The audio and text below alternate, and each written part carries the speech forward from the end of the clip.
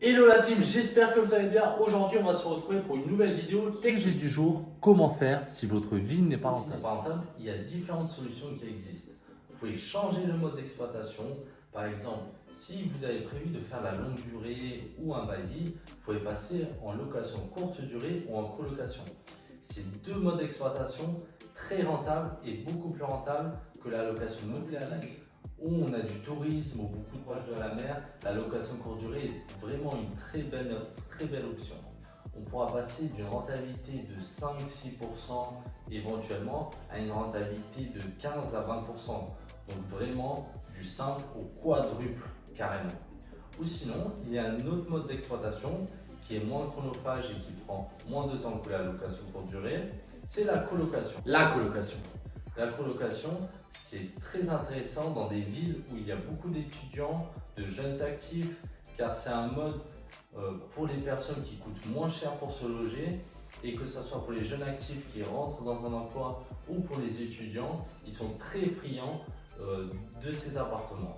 Donc ça va vous permettre de passer également avec ce type d'exploitation d'une rentabilité de 5 à 10%, souvent voire à 15%. Ou sinon, il y a une autre option, si vous ne souhaitez pas faire ces deux cas de figure, colocation, location courte durée, vous pouvez changer le bien, c'est-à-dire éventuellement le diviser, passer d'un plateau de 50 m² à deux studios de 25 m². Ça va vous permettre de passer d'un loyer pour un T2, T3 à deux loyers de studio, ce qui est très intéressant et qui va booster votre rentabilité. Et en plus de booster votre rentabilité, votre prix à la revente par rapport à l'achat, vous ferez une plus-value.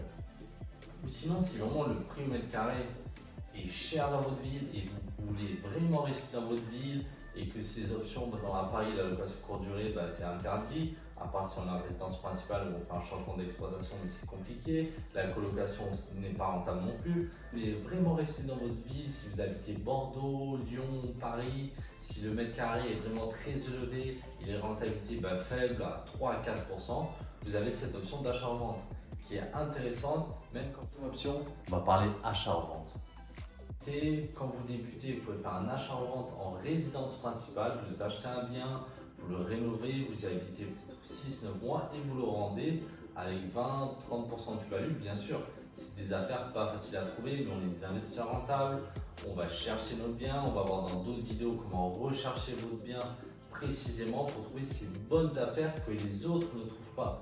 Car vraiment, nous, on fait partie de l'élite des 1% des investisseurs rentables qui allons cartonner, que ce soit en longue durée, en courte durée, en achat-revente. Ensuite, il y a la dernière option, c'est tout simplement de changer de ville. Donc si vous ne trouvez pas une ville rentable, si vous n'habitez pas dans une ville rentable, vous pouvez aller, oui, à 700-800 km, comme certains font pour trouver une ville rentable. Mais il n'y a pas besoin de s'éloigner à ce point. J'en suis sûr qu'à 40, 50, maximum 100 km, vous trouverez une ville rentable où il y a des studios, des T3, voire des immeubles rentables à 150, 200 000, des immeubles où le prix mètre carré est faible et donc les rentabilités plus élevées. Vous trouverez des rentabilités à 8-10% en location longue durée, et même si vous souhaitez éventuellement booster ceci avec la location courte durée, vous pourrez atteindre 30-40% de rentabilité dans ces secteurs où le prix au mètre carré est faible et donc les rentabilités élevées. Cela marche toujours comme ça. Donc l'excuse facile, je vis dans une ville où le mètre carré est élevé, les rentabilités faibles, elle est simple, vous trouverez toujours des solutions. Il faut vraiment vous adapter. Dans un périmètre à 100 km à la ronde, vous trouverez soit une ville rentable, soit un mode d'exploitation rentable, soit vous pouvez faire de l'achat-revente. Moi par exemple, j'habite dans une ville où on est à 7-8 000 euros du mètre carré. Bon, on trouve des biens à 5 000 euros, mais en moyenne, on est vraiment à 7-8 000 euros le mètre carré. En longue durée, bien entendu que c'est pas rentable, mais je me suis adapté. Et comment je me suis adapté? J'ai fait de la location courte durée sur tout mon parc immobilier et également un peu d'achat-revente. Donc quand un bien n'est pas assez rentable, même en location courte durée, quand j'ai 15%, je trouve que c'est pas assez rentable, je me dis, je vais le revendre, je vais faire 20-30% de marge. Et vous pouvez allier location courte durée et achat-revente également. C'est vraiment plein d'outils que vous devez mettre dans votre outillage, on va dire, et allier l'ensemble pour vraiment avoir des rentabilités très intéressantes.